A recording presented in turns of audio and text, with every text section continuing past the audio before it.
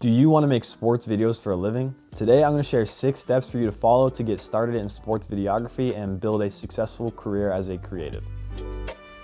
So step 1 is to learn and get better. I know this step seems self-explanatory, but I'm going to keep emphasizing this throughout the video. The most important thing is to create great content. Before you can begin making good money for your work, you need to get to a point where your work has value. I spent 2 to 3 months watching tutorials and learning everything about my camera before I even charged for my first video.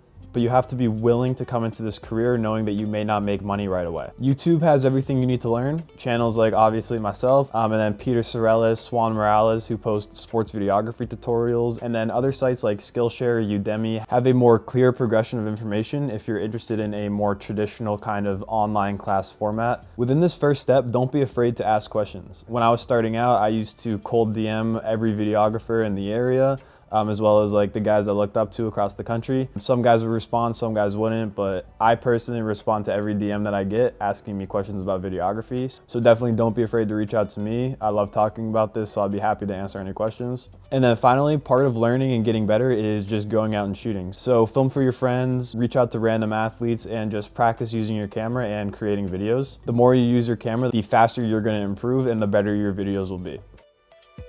Step 2 is to put yourself online. After step 1, you're gonna have a great baseline of creating good content, and the next step is to create a place for people to see this work. This could mean making an Instagram and a website, or even a TikTok and a YouTube. You really just need a place where all of your work is gonna be posted so people can find it. Personally, I think Instagram is the most natural place for any sports videographer. It can easily act as your portfolio, as well as having great exposure benefits that I think could really benefit us. One of those is collaborative posts. So as you're starting out, I highly recommend doing collaborative posts with your clients. If it's an athlete or an established team and you post it and do a collaborative post with them, you're gonna automatically get all the views and likes that they have. And that is basically just gonna get more eyeballs on your page and your work. It is basically a pre-built exposure tool that is a great way for you to get views without having an established page.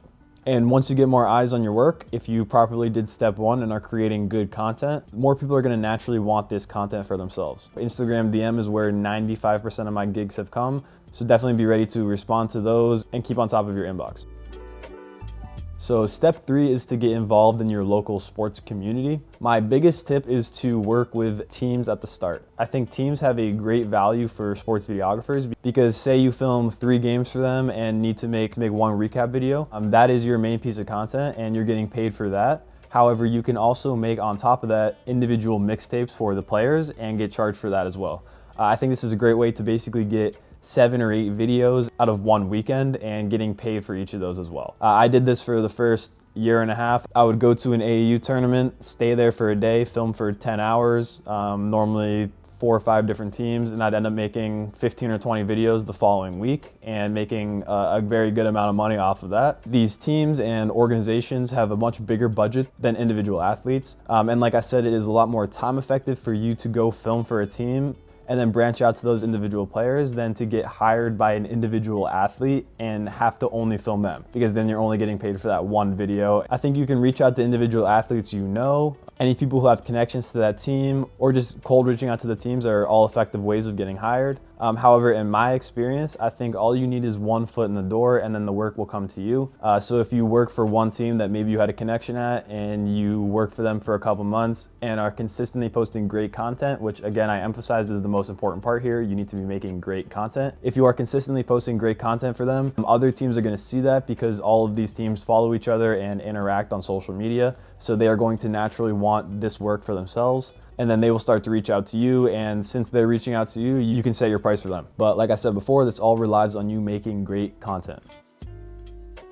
And then step 4 is to connect with other creatives. This is a similar step, but one that is vital. So follow all of the other sports videographers in your area and in the country. This has a couple of benefits. So first, it can serve as inspiration for you to get inspired for your videos. Following other videographers naturally will inspire you. I can attribute some of my best videos to a spark of inspiration that I got from watching someone else's video. Secondly, it forms a network with other like-minded people in your area. I have gotten many gigs as well as provided many gigs to people who I know from my social media circles, so it is great to know as many as possible. I've also been in situations where I cannot accept a gig because I'm too busy, but I gladly pass that along to one of my videographer friends who is in my social media network. So having this network is extremely valuable, not only for getting inspiration, but also for getting tangible work. So leave comments on other people's posts, follow them, stay engaged, answer questions, ask questions, and at the end of the day, you're gonna build up a great network that is extremely valuable to you.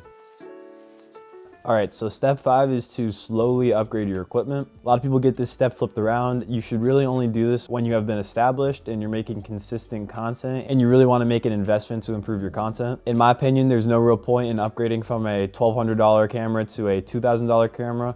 You really want this to be a significant upgrade. I try to live by the buy nice or buy twice saying. I would rather save up and purchase something that I'm only gonna need to buy once and will significantly improve my content than periodically make small upgrades that I will need to upgrade again later. In my opinion, your first improvement should be your lenses. So I think the first thing you should get is a mid-range zoom, like a 24-70 or a 24-105. This will be the most versatile range and can get you started in most sports. Then you should get a 16-35 and a 70-200. These will cover your other lengths. So from basically 16 millimeters to 200 millimeters, which is basically all you need. These lenses you don't want to cheap out on because realistically you should have these for your whole career. Each lens I've bought, I've basically kept with me till now, and I plan to keep using them for the foreseeable future. Whereas on the other hand, you can upgrade a camera every couple of years. So after you upgrade these lenses, then you can get a camera. And again, I think you should wait and save up until you can make a significant jump in quality. So maybe from a mirrorless to a cinema camera, or if you have a point and shoot, from a point and shoot to a mirrorless. Just basically make sure you're not buying gear just to buy it. Just make sure it'll actually improve your content. And with the gear that you do have, make sure you understand how to properly use it. Most mirrorless cameras can create amazing images. You just have to know how to properly use them. So make sure to return to step 1 and properly learn everything. So step 6 is determine your path. By now you're established on social media, making great consistent content, and you have a solid network of clients and other creatives. Now it is time to determine the tangible path that you want to follow into making this a full-time career. Maybe let's assume you're a student like I am. My recommendation is to get an internship with either your high school or your college athletic department.